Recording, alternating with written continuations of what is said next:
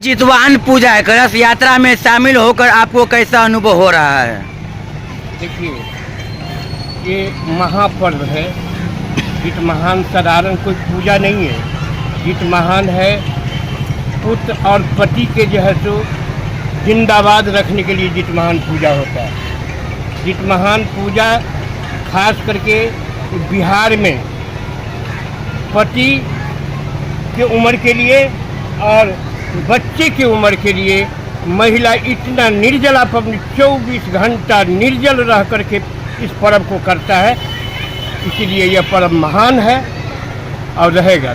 इस यात्रा का हमारे समाज और क्षेत्र के एकता के लिए क्या महत्व है? क्षेत्र में और समाज में महत्व है, तब न पूरे समाज और एक्टिव होकर के इस कमला नदी तक जल भरने के लिए आया है। इस बात को, इस महत्व को बुझा है, समझा है, तब आया है कमला नदी तक। आपको लगता है कि ऐसे आयोजन युवाओं और बच्चों के हमारी परंपरा से जुड़ते हैं? ये परंपरा नहीं, हमारे जो संस्कृति है उससे जोड़ते हैं।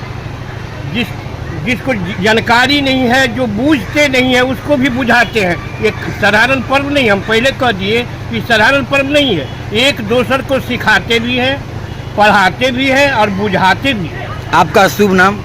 हमारा नाम हुआ बेल्ही पश्चिम मुखिया रामदास हजरा, सह संघ प्रखंड अध्यक्ष जयनगर। इस पूजा और यात्रा के जरिए जनता को आप क्या संदेश देना चाहेंगे? जनता को संदेश देना चाहेंगे कि ये पर्व जो है हमारी माँ जन्म दी और वो माँ कामना करता है कि हमारा बच्चा खुशहाल रहे, दीर्घायु जीवन हो।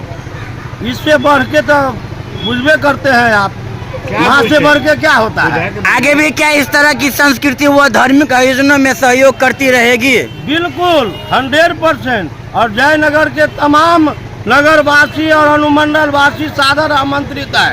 ये बेला जितिया पवनी में तमाम स्थानीय पदाधिकारी आमंत्रित हैं और आप भी पत्रकार बंधु को स्वागत करते हैं। जितने भी है 6 बजे में पूजा मेला स्थल पर पधारिए, आपका पुण्य का भागी बनिए। आपका शुभ नाम? मनोज कुमार चौधरी, पूर्व पंचायत समिति बेल्ही दक्षिण।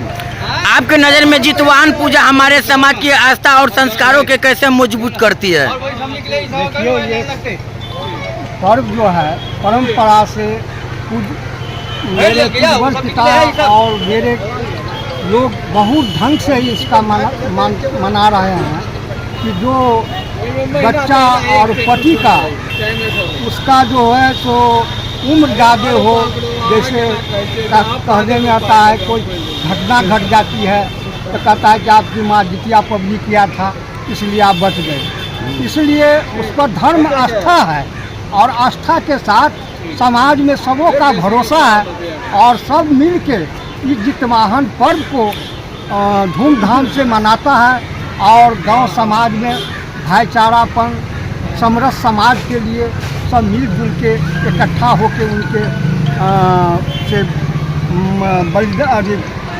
उनसे कामना करता है कि मेरा बच्चा और मेरा पति सदा के लिए अमर रहे। इन कामना के साथ वह पर्व मनाते हैं। आपका शुभ नाम? मेरा नाम हुआ रामशीष राम। युवाओं को क्या संदेश देना चाहेंगे? ये मिथिला का परंपरा रहा है। ये बजरंगबली पर जब संकट आया ना तो माता अंजना को भी ये व्रत करनी पड़ी, क्योंकि इस पर्व को बहुत ही महत्वपूर्ण माना जाता है। ये सदियों से होता आया है और होता रहेगा। कोई भी महिला इस पर्व को करती है अपने पुत्र के दीर्घायु के लिए। आपका शुभ नाम? रामदेव यादव।